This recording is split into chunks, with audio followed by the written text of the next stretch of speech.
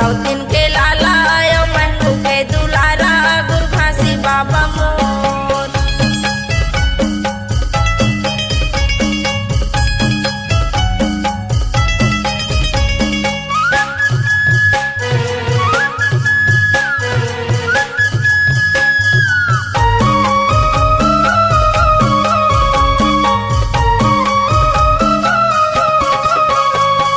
गलियारी बैला लांगर रे गाये गुरु घासी बाबा मोर।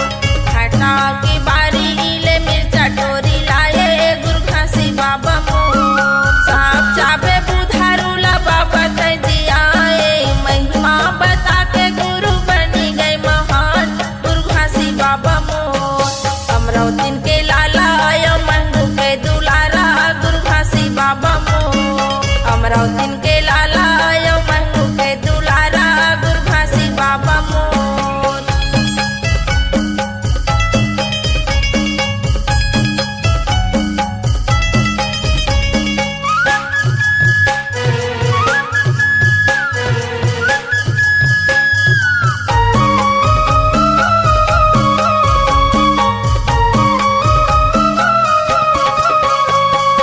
औरत औरत तेरी ते पाए सत्य ज्ञान गुरु घासी बाबा मोर।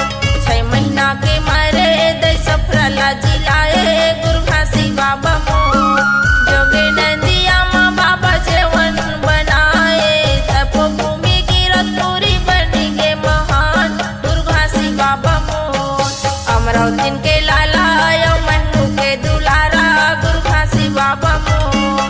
अमरावतीन के लाला यो महंगू के दुलारा गुरु घासी बाबा मोर।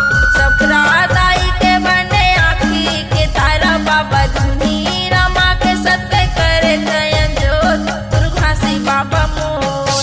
अमरावतीन के लाला यो महंगू के दुलारा गुरु घासी बाबा मोर।